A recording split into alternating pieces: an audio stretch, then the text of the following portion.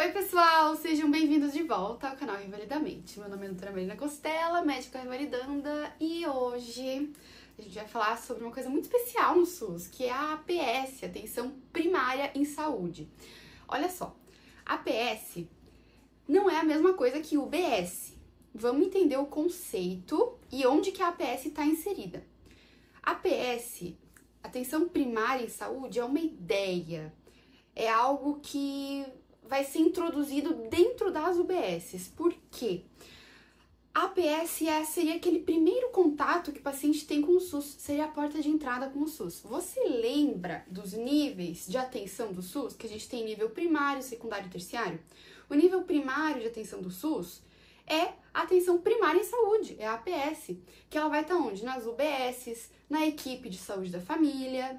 Agora, no nível secundário de atenção do SUS, a gente já vai ter especialistas, encaminhamento para os especialistas, os CAPs são o nível secundário. Nível terciário já vão ser os hospitais, né? Um nível mais complexo de atenção à saúde, os hospitais, os centros de referência.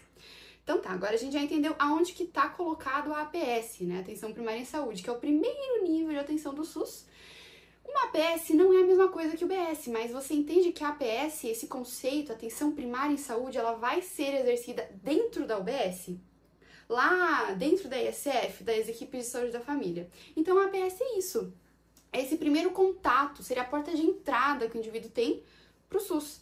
E a APS tem a função de resolver a maioria dos problemas da população, porque a gente sabe muito bem que a gente controlar uma diabetes, controlar uma hipertensão, vai evitar muitos problemas no futuro que teriam que ser resolvidos lá no nível terciário, numa hospitalização por cetoacidose diabética, por exemplo. Então a gente sabe que a APS ela é muito importante nesse sentido. E ela tem essa função de resolver a maioria dos problemas a nível ambulatorial, tá legal? Então esse é o contexto geral da APS. E a APS tem princípios, tá? 4 princípios essenciais e 3 princípios derivados. É importante saber porque isso cai em prova, mas é bem fácil. Qual que é o conceito da APS? Porta de entrada. Então esse é o primeiro princípio essencial da APS, a porta de entrada. Ser porta de entrada. A gente sabe que existem outras portas de entrada do SUS, pode ser, o paciente pode ter início do contato com o SUS por um pronto-socorro, por uma ISF, só que a atenção primária em saúde, ela seria a porta de entrada preferencial, digamos assim. O outro princípio essencial é a integralidade, que a gente já conversou no outro vídeo, né? Que é tratar o indivíduo de forma integral, não tratar somente a doença dele, tratar ele como um todo. Porque a gente vai ver depois na ISF que a gente vai tratar o paciente de uma forma mais multidisciplinar. Mas calma lá. Vamos lá, então foi porta de entrada, foi integralidade, agora longitudinalidade é outro princípio essencial. Tratar o indivíduo por uma grande etapa da vida dele, grandes etapas, né? Tratar o indivíduo criança, o jovem, o adulto, o idoso, por todas as etapas da vida dele. E por último é a coordenação do cuidado. E eu já vi questão perguntando assim, esmiuçando o que é a coordenação do cuidado que a APS deveria exerce, na verdade, né? É o quê? A APS, ela faz referência e contrarreferência de pacientes. O que é isso? Chega um paciente para mim e eu tenho que mandar ele para um cardiologista, para um nível secundário de atenção. Então eu faço uma referência, só que eu vou esperar a APS que vai organizar essa contrarreferência. O paciente voltar para mim para eu conseguir fazer o segmento básico dele, entende? Então é a APS que vai organizar isso, tá legal? Isso é coordenação do cuidado. Outros princípios derivativos são 3: orientação familiar, orientação comunitária e competência cultural. Competência cultural é eu falar na mesma língua que o meu paciente, não usar termos muito técnicos. Eu também já vi questão perguntando sobre isso. Respeitar a cultura daquele paciente, a religião do paciente. Eu não vou impor para ele o que eu quero. E a APS, ela pega... Gente, as questões de APS pegam muito essa questão. Você respeitar o paciente, você não manda no seu paciente, certo? Você não impõe o seu tratamento para ele. Você conversa com ele e chega numa solução que ele aceite, até porque a gente sabe que a aceitabilidade do paciente sobre o tratamento dele tem muito impacto, né? Então, beleza, falamos sobre a APS. Agora vamos falar sobre a ESF, Estratégia de Saúde da Família. O que é isso? Ela tá dentro das UBSs e a ESF, ela conta com uma equipe multidisciplinar. A ideia da ESF é você tratar o paciente de tudo, não só a doença dele. Você conversar com ele, você tratar ele, a família dele, ver onde que ele está inserido, qual que é a comunidade dele, porque a gente sabe que os determinantes de saúde, que é onde o paciente trabalha, qual que é a família dele, qual que é a convivência com a comunidade, qual que é a relação com a comunidade, tudo isso determina a saúde de uma pessoa, certo? Então a ESF ela vai buscar essa parte mais multidisciplinar.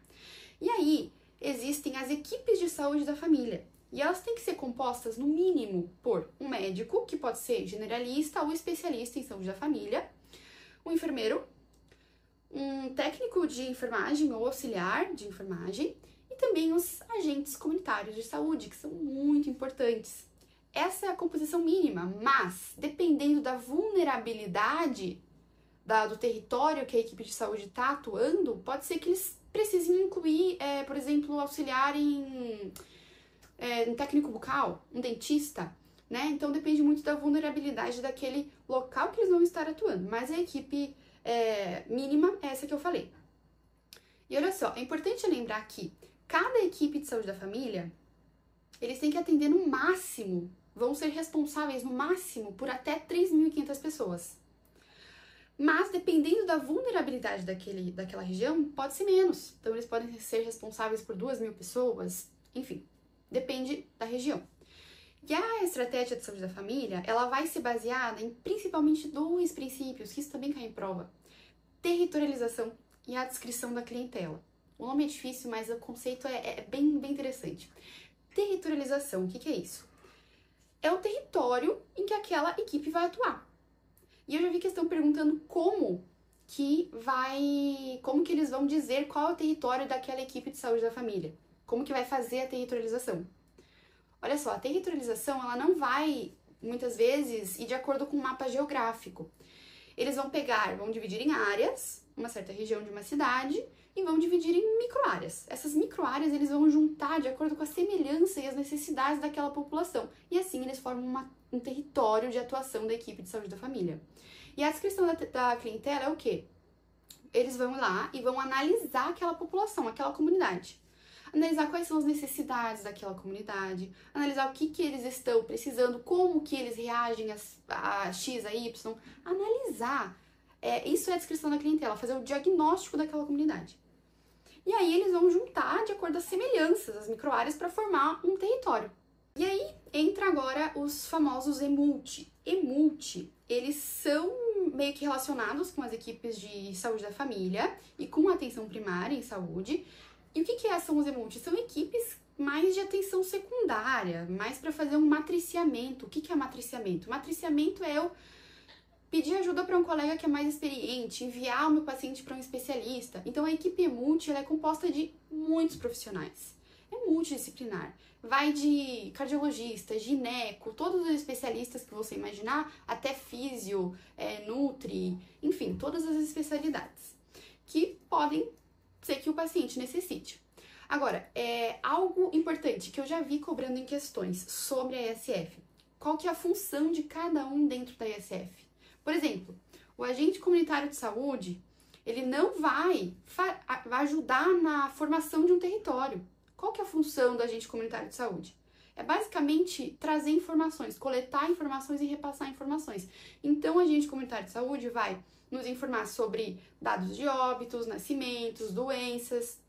Ele vai cadastrar as famílias novas daquele território que ele vai estar atuando e manter esses cadastros atualizados. Ele também vai acompanhar a agenda, os cancelamentos. Então, essa é a função. O médico tem a sua função e aí cada um tem a sua função, mas especialmente o agente comunitário de saúde tem essa funçãozinha. Olha só, outra coisa importante que eu já vi em prova cobrando sobre o que é educação em saúde, que também a APS acaba falando sobre saúde para a comunidade, né? Educação em saúde é você fazer o indivíduo ser responsável pela própria saúde, entender que ele é responsável pela própria saúde e é responsável pela saúde da comunidade. Então, educação em saúde é você fazer que o indivíduo entenda isso. E sobre educação em saúde, o que eu já vi cobrando em prova uma questão falando assim, que certa comunidade não aceita uma vacina, ou tá com dificuldade em alguma coisa, não tá tendo muita adesão a um X tratamento, tá muito sedentária, e aí a equipe de saúde de família, a APS, tem que fazer alguma ação, alguma educação em saúde para fazer essa população ser mais ativa, enfim. E a pegada das questões é sempre o seguinte: você não manda no paciente, você vai explicar para ele, você não vai chegar lá com dados epidemiológicos. Você vai fazer uma roda de conversa, vai entender qual que é o entendimento do paciente sobre determinado assunto, o que ele entende que é bom, o que ele entende que é ruim, sempre o paciente em primeiro lugar. E assim você vai conseguir matar todas as questões sobre esse assunto. E por fim, algo importante é as PNPIC, Política Nacional em Práticas Integrativas da Comunidade. O que são essas práticas integrativas que estão na APS, né? Práticas integrativas, antigamente, pessoas que pagavam tinham direito a ir a fazer uma acupuntura. Só as pessoas que pagavam tinham direito a fazer uma sessão de homeopatia, a se consultar com um homeopata, sabe? Fazer musicoterapia, essas coisas. Então, práticas integrativas que foram incluídas, é isso. Hoje, o nosso paciente do SUS, ele tem direito a ter acesso a tudo isso. Por isso que a saúde do paciente é algo multidisciplinar. Entendendo o contexto geral do que é a APS, o que é ESF, esses conceitinhos que são básicos, mas às vezes a gente acaba esquecendo, são essenciais para a gente matar todas as questões sobre APS. Um beijo!